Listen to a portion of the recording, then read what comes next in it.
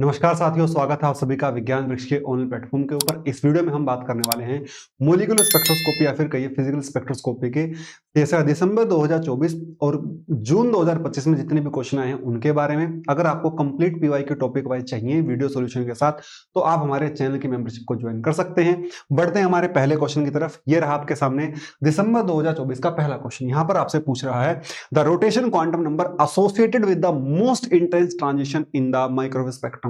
जो भी microwave spectrum के अंदर मोस्ट इंटेंस ट्रांजिशन होता है वहां पर अगर मैं जे मैक्स की यहां पर बात कर रहा है वो टेम्परेचर के साथ क्या रिलेशन रखता है। देखो हमें पता है जो मोस्ट इंटेंस ट्रांजिशन होता है वो उस स्टेट से होता है जहां पर पॉपुलेशन क्या होती है, रिलेटिवली सबसे ज्यादा होती है। ठीक है, तो हम जानते हैं जो हमारे पास जे मैक्स होता है वो हमारे पास क्या फॉर्मूला होता है, हमारे पास होता है के B T upon 2b H C का स्क्वेयर रूट -1/2। ठीक है, जैसे जैसे टेम्परेचर बढ़ता चला जाता है ये वाला हिस्सा नेग्लिजिबल हो जाता है और 1/2 का बहुत ज्यादा रोल आपको देखने को नहीं मिलेगा। इसको हम लोग क्या मान देते हैं, नेग्लिजिबल कंसिडर कर लेते हैं। नेग्लिजिबल या फिर नेग्लेक्ट भी कर सकते हैं। ठीक है, क्योंकि वो टेम्परेचर डिपेंडेंस के बारे में ही बात कर रहा है। तो आप यहां पर देखोगे J max is proportional to square root of temperature divide by rotation constant. J max is proportional to आपका square root of the rotational. तो आंसर आपका बन जाएगा जी B. B is the right answer. अगले क्वेश्चन में आपको atomic mass दिया गया है एक्स और वाई का। डायटोमिक मॉलिक्यूल इसको बोल रहा है। रोटेशन स्पेसिंग भी आपको दी गई है 8 सेंटीमीटर इनवर्स की। आपसे क्या पूछा जा रहा है, बॉन्ड लेंथ आपसे पूछी जा रही है। वहीं पर आपको h/8π²c की भी वैल्यू यहां पर देती है। देखिए भी बहुत सिंपल क्वेश्चन है। मुझे पता है जो रोटेशनल स्पेसिंग है, spacing between spectral lines, spacing between spectral lines इसके बराबर होती है भाई, ये हमारे पास होती है 2b के बराबर। और ये कितना दिया जा रहा है हमको दिया जा रहा है जी 8। हमको 8 दिया जा रहा है। ठीक है, तो b की वैल्यू कितनी आ रही है हमारे पास, 4 सेंटीमीटर इनवर्स। 4 सेंटीमीटर इनवर्स बन रही है। बट ध्यान क्या रखना है ना आपको इस क्वेश्चन में, आपको इस क्वेश्चन में यूनिट का ध्यान रखना है। अगर आपने सीधा इसको यूज कर लिया, ये तो मीटर इनवर्स में है, ये किस में है, सेंटीमीटर इनवर्स में है। यहां पर मैं क्या यूज करूंगा, 1 centimetre inverse is equal to 100 metre inverse. ये कंडीशन यहां पर सीधा यूज कर सकता हूं। मुझे पता है कि 1 मीटर में 100 सेंटीमीटर होते हैं, 1 सेंटीमीटर इनवर्स में 100 मीटर इनवर्स होते हैं। ठीक है, दिस इंप्लाइज बी की वैल्यू क्या लिख दूंगा, B is equal to 400 metre inverse. ठीक है, अब मुझे पता है now b is equal to h/8π²IC। This implies I is equal to h/8π² into c, 8π² into c into 1/b। h/8π²c की वैल्यू दी हुई इसलिए मैंने इसको ऐसा लिख लिया है। यहां से मोमेंट ऑफ इनर्शिया निकाल लूंगा और वहां से फिर डिस्टेंस निकाल। तो I यहां पर क्या आ जाएगा आपके सामने, I आपके सामने बनेगा 2.8 गुणा 10 की पावर -44 डिवाइड बाय, यहां पर B की वैल्यू आ जाएगी 400। तो मैं आपको बता देता हूं कितना आ जाएगा, 7 पॉइंट समथिंग दिखाई दे रहा है। ये आपके सामने आ जाएगा 7 गुना 10 की power -47 kilogram metre square. But हमें क्या निकालना है, हमें निकालनी है बॉन्ड लेंथ। तो मुझे पता है आई क्या होगा आपका, म्यू आर स्क्वायर होगा। तो यहां पर दोनों के रिड्यूस मास दिए गए हैं, तो यहां से क्या निकाल लूंगा, R square is equal to mu is equal to, ये कैसे निकालोगे आप, m1 m2 5 Guna 40 divide by 5 जमा 40 गुणा 1.67 गुणा 10 की पावर -27 kg, क्योंकि एटॉमिक मास यूनिट में दिया है ना। तो ये बन जाएगा 200/25, 200/45 गुणा 1.67 गुणा 10 की पावर -27। ठीक है, तो रिड्यूस मास में यहां पर लिख दूंगा I is equal to mu R square is equal to I divide by mu. ठीक है, R is equal to I divide by mu. Calculator आपके पास होता ही है, आप सारी वैल्यूज यहां से पुट कर सकते हो। ये रही आई की वैल्यू 7 गुणा 10 की पावर माइनस 45, ठीक है, सही है, डिवाइड बाय यहां पर क्या है भाई 200 बाय 45 इंटू यहां पर आ जाएगा 1.67 गुणा 10 की पावर माइनस 27। तो आप यहां से निकालोगे R is approximately equal to 0.972 angstrom. तो आंसर आपका हो जाएगा 0.974 के। This will be the right answer for the question. सही है भाई। अब बढ़ते हैं हमारे अगले सवाल की तरफ। यहां पर भी आप देखोगे फिजिकल स्पेक्ट्रोस्कोपी के भी 3 क्वेश्चन आपको देखने को मिलते हैं पेपर में। 3 क्वेश्चन बहुत बड़ी बात हो जाती है एक टॉपिक से आना, क्योंकि आप देखोगे नंबर ऑफ क्वेश्चन अभी कम हो गए एग्जाम के अंदर, फिर भी एक टॉपिक से 3 क्वेश्चन आ रहे तो बहुत बड़ी बात है। देखो, फंडामेंटल वाइब्रेशन फ्रीक्वेंसी H2 और H3Cl HCl 37 के आपको दी हुई हैं। फिर आपसे पूछ रहा है एक रिएक्शन आपको नीचे यहां पर दी हुई है। एक्चुअल में यहां पर एरो आएगा, एक्चुअल में रिएक्शन ये इस तरीके से है, यहां पर बीच में एरो है, यहां पर बीच में एरो मिस है, ठीक है। HD HCl37 goes to H2 and DCl37, ठीक है।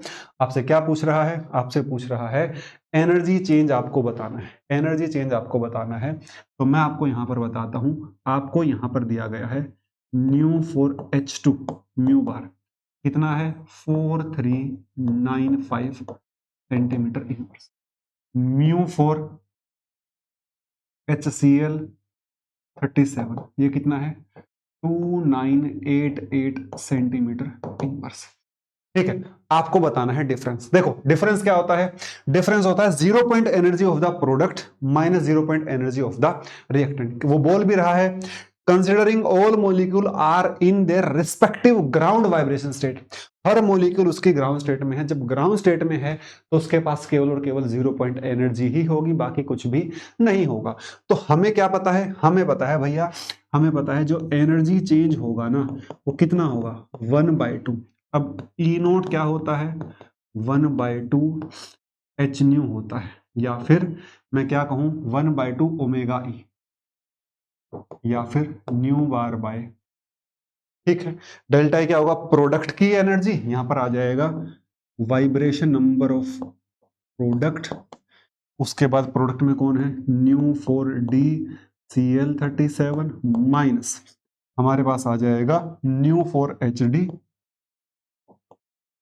और प्लस न्यू फॉर आपके पास HCl, ये आ जाएगा भाई, ये हमारे पास आ जाएगा चेन। हमें दिया क्या गया है H2 का दिया गया है और हमें HCl का दिया गया है, इसका नहीं दिया गया, इसका नहीं दिया गया। ये हम कैसे निकालेंगे, ये हम निकालेंगे, हमारा तरीका होता है, हमें पता है कि nu is inversely proportional to 1 upon reduced mass, ठीक है। Nu dash by nu is equal to mu dash by, ये हमें निकालना हो, ठीक है। पहले तो मैं H2 से किसके निकाल लेता हूं HD के निकाल लेता हूं भाई। देखो mu bar for HD divide by mu bar for H2 is equal to reduced mass of HD divide by reduced mass of H2 divide by reduced mass of, ये बनेगा भाई mu for HD mu bar, यहां पर आ जाएगा new for H2। H2 का कितना है भाई, H2 का आपके पास है 4395, 4395, ठीक है। H2 का रिड्यूस मास कितना होगा पता करोगे तो 0.5 आएगा, यहां पर कितना आ जाएगा 1 इंटू 2 डिवाइड बाय 1 प्लस, ठीक है। तो मैं आपको कैलकुलेट करके एग्जैक्ट ही बता देता हूं जो आएगा आंसर, क्योंकि फालतू टाइम वेस्ट करना ही क्यों है। तो ये आ जाएगा भाई आपके पास 4395 into square root of 0.5 by 0.667, ठीक है। तो वैल्यू आ जाएगी 3803 सेंटीमीटर इनवर्स, ठीक है भैया। ये किसकी वैल्यू आ गई न्यू फॉर HD की वैल्यू आ गई, ठीक है। इसी तरीके से हमें और क्या दिया गया है, हमें HCl दिया गया है, DCl नहीं दिया गया है। तो मैं यहां से क्या निकालूंगा, now mu for DCl is equal to mu for HCl into reduced mass of HCl divide by reduce mass of DCl। Simple तरीका है भाई, ये निकालूंगा न्यू फॉर DCl। HCl की कितनी वैल्यू दी हुई है यहाँ पर, HCl की वैल्यू आपको दी गई है 2988 इंटू, मैं आपको रिड्यूस मास की डायरेक्ट वैल्यू यहाँ पर लिख के बता देता हूँ क्योंकि कैलकुलेशन में कुछ रखा नहीं है, 0.972 बनेगा और यहाँ पर बनेगा 1.892। ठीक है, तो जो ड्यूटेरियम क्लोराइड है इसके लिए फ्रीक्वेंसी आ जाएगी आपकी 2139। ठीक है भाई, तो अब अगर मैं डेल्टा ई निकालना चाहूं, नाउ हाँ बस थोड़ा सा लेंथी था, बस कैलकुलेशन आपसे ज्यादा करवा रहा था, 1/2। देखो भाई, वाइब्रेशन फ्रीक्वेंसी ऑफ प्रोडक्ट यहां पर आ जाएगा new H2 plus new DCl minus new HD plus new HD और न्यू HCl। ये बन जाएगा भाई न्यू HD और न्यू HCl। ठीक है, सारी वैल्यू दी हुई है, डेल्टा E बराबर 1/2। देखो जरा ध्यान से, H2 का कितना दिया गया है, H2 ये रहा 4395 प्लस DCl कितना दिया गया है, ये DCl आया 2139 माइनस HD कितना दिया गया है 3803 प्लस HCl कितना दिया गया है भाई आपको 2988। ठीक है, कैलकुलेट करने के बाद कितना आ जाएगा मैं बता देता हूं, आई थिंक -130 के आसपास आया था, मैंने कैलकुलेट किया था, हाँ -130 approximately equal to -1, answer will be equal to -130। -130 is the right answer for the question. ठीक है, चलिए भाई आगे बढ़ते, नेक्स्ट क्वेश्चन। ये सबसे बेहतरीन क्वेश्चन था, मैं कहूं सबसे टिपिकल क्वेश्चन में था, आप इसको मान सकते हो, बट मेरे अकॉर्डिंग सबसे बेहतरीन सवाल था और मस्त क्वेश्चन था, जिसको बेसिक फंडामेंटल बेसिक डिफरेंशिएशन आता है ना, वो इस क्वेश्चन को बड़ी आसानी से कर देता है। यहां पर क्या कहता है, consider the potential energy at equilibrium XE position to be equal to 0। Equilibrium position के ऊपर जब कोई मोलिक्यूल वाइब्रेट कर रहा होगा एज एन अनहार्मोनिक ऑसिलेटर, तो इक्विलिब्रियम के ऊपर जब वो आएगा तो उसकी पोटेंशियल एनर्जी को 0 मानना, सही है। The internuclear position, internuclear potential Vx as a function of distance x between two atom in a diatomic molecule is given by this. आपसे फोर्स कांस्टेंट की वैल्यू दे रहा पूछ रहा है, आपको Vx यहां पर दिया गया है। देखो ध्यान से देखना भाई, मुझे पता है कि भाई हमारे पास क्या होता है, F is equal to minus dV/dx। बोलो यस या no. Also F is equal to minus KX।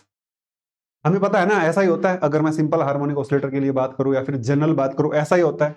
तो दिस इंप्लाइज क्या लिखूंगा, dV/dx is equal to KX। तो मुझे क्या बताना है, K बताना है, तो K क्या आ जाएगा, K is equal to d²V। जो भी पोटेंशियल है ना उसका अगर मैं डबल डेरिवेटिव कर दूं तो मुझे क्या मिल जाएगा, मुझे फोर्स कांस्टेंट मिल जाएगा। बड़ा सिंपल सरल तरीका था। ठीक है, दोनों साइड डिफरेंशिएशन कर दो ना, x खत्म हो जाएगा, k बच जाएगा। अब मुझे इसका डिफरेंशिएशन ही करना होगा। यहां पर क्या है भाई आपके पास, here v is equal to DE और यहां पर है आपके पास 1 माइनस e की power alpha minus alpha x minus XE। ठीक है, और इस पूरे का स्क्वायर, इस पूरे का क्या स्क्वायर। ठीक है, मैं क्या करता हूं ना, मैं y मान लेता हूं, let y is equal to e की power minus alpha x minus XE, equation number 1। y यहां पर पुट कर देता हूं क्योंकि मुझे इसका डबल डेरिवेटिव करना है, तभी मेरे पास फोर्स कांस्टेंट आ जाए। ठीक है भाई, देखता हूं, देखो मेरे पास क्या आ जाएगा, v is equal to DE 1 minus y का square, differentiating with respect to x, differentiating with respect to, बहुत सिंपल है भाई, बहुत सिंपल है, dV/dx। देखो यहां पर देखो DE एज इट इज उधर से 2 आ जाएगा और यहाँ पर क्या आ जाएगा 1 माइनस वाई आ जाएगा और फिर dy बाई dx आ जाएगा, फिर क्या आ जाएगा dy by dx, equation number 1। अब मुझे dy बाई dx पता ही नहीं क्या है, बट मुझे y पता है। y क्या है मेरे पास, y मेरे पास है e की power minus alpha x minus x e, यही है भाई। तो dy बाई dx क्या बनेगा भाई आपके पास, ये बन जाएगा माइनस अल्फा बाहर, बल्कि यहां पर ये माइनस का आएगा। देखो यहां पर ये माइनस है तो यहां पर माइनस रहेगा, माइनस में लगाना भूल गया, यहां पर आपका आ जाएगा भाई माइनस, ये माइनस में लगाना भूल गया था, यहां पर माइनस आ जाएगा। ठीक है, अब देखो यहां पर क्या आ जाएगा भाई, एक बार तो y के रिस्पेक्ट में करोगे, x के रिस्पेक्ट में करोगे y का, तो एक बार तो एज इट इज। ठीक है, उसके बाद e की पावर माइनस अल्फा एक्स का करोगे, ऊपर वाले का करोगे, तो यहां से क्या बचेगा माइनस अल्फा बचेगा। तो ये क्या आ रहा है माइनस अल्फा e की power minus alpha x minus x a, तो ये आ जाएगा माइनस अल्फा इंटू वाई, क्या आ जाएगा minus alpha Y, D Y by D X is equal to minus alpha. सही है भाई, सही है भाई। इक्वेशन नंबर 2, ध्यान से देखना अब एक एक स्टेप, आपको एक एक सिंगल सिंगल स्टेप समझ में आ जाएगा। 2 को फर्स्ट में यूज करो, 2 in 1। हाँ, ऐसा क्वेश्चन लेंथी है पेपर में, आप चाहो तो बाकी क्वेश्चन में से सेलेक्ट कर सकते हो, बट 4 नंबर में कोई कोई लेंथी क्वेश्चन दे देता है। 2 को पहले में पुट कर दो भाई, हमारे पास क्या आ जाएगा dv by D X is equal to DE, और यहां पर ट्वाइस ऑफ 1 माइनस वाई, एक माइनस पहले से है और यहां से माइनस अल्फा वाई, तो यहां पर आ जाएगा अल्फा वाई। ठीक है, तो यहां पर आ जाएगा dv by D X is equal to, देखो यहां से DE twice of alpha, Y को मल्टीप्लाई कर दो वाई माइनस वाई स्क्वेयर, मुझे डबल डेरिवेटिव करना है ना, differentiating again with respect to X. ठीक है, तो यहां पर आ जाएगा D square V upon D X square is equal to DE twice of alpha. अब यहां पर क्या आ जाएगा, यहां पर पहला बनेगा D Y by D X minus twice of Y D Y by D X, twice of Y D Y by D X. बिल्कुल सही बात है भाई। तो यहां पर देखो भाई, यहां पर देखो, मुझे पता है यहां पर अगर मैं वैल्यूज पुट करूंगा D square V upon D X square is equal to DE twice of alpha, यहां पर आ जाएगा माइनस अल्फा वाई, और यहां पर भी 2y into minus alpha Y, यही बन जाएगा भाई, क्योंकि मैंने dy बाई डी एक्स की वैल्यू यहां से पुट कर दी है। तो ये क्या बनेगा जी हमारे पास, सिंपल है भाई, खत्म होने वाला है डेरिवेशन, कुछ खास बात है नहीं। हाँ, जो बायो बैकग्राउंड के बच्चे उनको थोड़ी सी तकलीफ हो सकती है इसमें, तो ये हमारे पास बनेगा D square V upon D X square is equal to DE twice of alpha, DE twice of alpha. यहां पर देखो, यहां पर क्या कॉमन आ रहा है, पूरे में से अल्फा कॉमन आ जा रहा है, पूरे में से अल्फा कॉमन आ जा रहा है, तो यहां पर ट्वाइस ऑफ अल्फा का स्क्वायर लिख दूंगा। अब यहां पर क्या बचेगा आपका minus Y minus twice of Y square, minus twice of Y square. I think यही तो बच रहा होगा, यही तो मेरे ख्याल से बच रहा होगा, minus Y minus twice of Y square. यही आई थिंक बच रहा होगा, यही आई थिंक बच रहा होगा। ठीक है, ठीक है, ठीक है, ओके, सही है भाई। Minus alpha Y minus 2y square. ठीक है, अब देखो भाई, मुझे पता है एट इक्विलिब्रियम, शायद हम लोगों ने यहाँ पर कुछ स्किप किया, कुछ मिस किया, नहीं मिस तो कुछ नहीं किया, सबको सही चल रहा है, सबको सही चल रहा है। 2 alpha D Y by D X alpha Y है, वाई की वैल्यू मुझे एक बार निकालनी पड़ेगी। यहाँ पर मैं चाहता तो वाई पुट भी कर सकता था, फिर थोड़ा सा और आसान हमारे लिए हो जाता है। मैं एक बार y की वैल्यू यहाँ पर पुट कर देता हूँ, x बराबर एक्स के ऊपर जो y की वैल्यू है ना वो आपकी 1 आएगी, यहाँ पर आपके पास बन जाएगा अल्फा वाई और अल्फा वाई स्क्वायर। ठीक है, तो यहाँ से हमारे पास बन जाएगा DE twice of alpha square, और यहाँ पर माइनस वाई कॉमन, यहाँ पर बन जाएगा 1 माइनस 2y। ठीक है, देखो y is equal to e की power minus alpha x minus X at equilibrium x बराबर एक्स ई, वाई बराबर e की power minus 0 is equal to, ठीक है। और हमें इक्विलिब्रियम के ऊपर ही निकालना है, हमें कहाँ निकालना है, ये सब इक्विलिब्रियम के ऊपर ही निकालना है। इक्विलिब्रियम पर y की वैल्यू कितनी हो जा रही है, 1। तो यहां से इस कंडीशन को ऊपर यूज करूंगा, D square V upon D X square at X E is equal to D E twice of alpha square, और यहां पर आ जाएगा -1 और यहां पर आ जाएगा 1 माइनस 2, वाई की वैल्यू आपकी आ जाएगी 1, ठीक है। तो यहां पर -1 आ जाएगा, माइनस माइनस प्लस हो जाएगा, तो आ जाएगा twice of D E alpha square is equal to force, twice of D E alpha square is equal to force constant, twice of D E alpha square is equal to force constant. देखो वो क्या बोल रहा है, वो आपको बोल रहा है at equilibrium position is equal to 0, ठीक है। तो आपसे क्या पूछ रहा है, इक्विलिब्रियम कांस्टेंट के ऊपर ही वैल्यू पूछ रहा है। सारी कंडीशन कहां पर दी गई है, x बराबर एक्स ई के ऊपर ही दी गई है। तो क्वेश्चन समझ में आया होगा। बेसिकली आपको डबल डेरिवेटिव करना था, ये वाली कंडीशंस लगानी थी, किसी और तरीके से भी डिफरेंशिएशन कर सकते हो, आपकी मर्जी है। अगले क्वेश्चन की तरफ बात करी जाए, नेक्स्ट है रोटेशन कांस्टेंट आपको दिया गया है डायटोमिक मॉलिक्यूल के लिए, एक्साइटेशन लाइन की वेवलेंथ भी आपको दी गई है, देन आपको बोल रहा है रिजिड रोटर मॉडल को अज्यूम करना है, आपको पहली 3 स्टोक लाइन की पोजीशन बतानी है। देखो भाई, मुझे पता है रोटेशन रमन स्पेक्ट्रा में,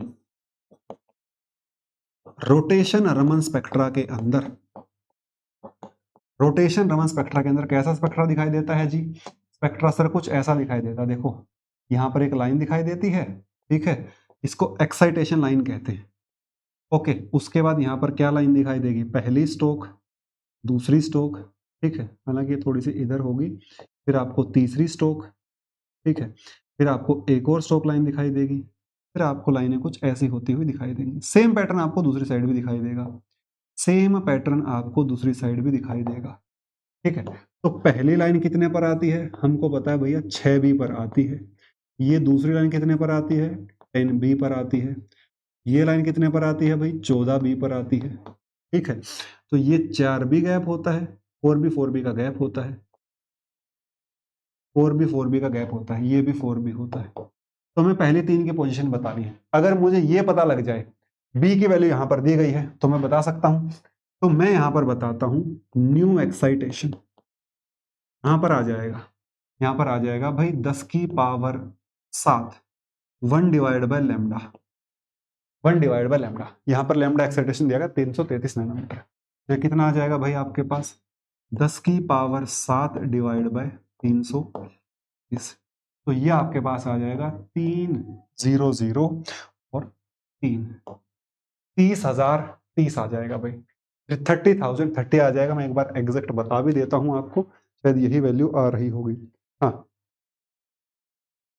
30,030, ठीक है। ये किस में आया है, सेंटीमीटर इनवर्स में आया है भाई। आप इसको ऐसा भी कर सकते हो भाई, समझने के लिए 333 गुणा 10 की पावर -7 सेंटीमीटर, ठीक है, क्योंकि नैनोमीटर है ना, 333 नैनोमीटर है, तो मैंने इसको कन्वर्ट कर लिया भाई सीधा, ठीक है। तो यहाँ पर क्या आ जाएगा भाई, जिसको नहीं आता मैं बता देता हूँ भाई, समझ लो।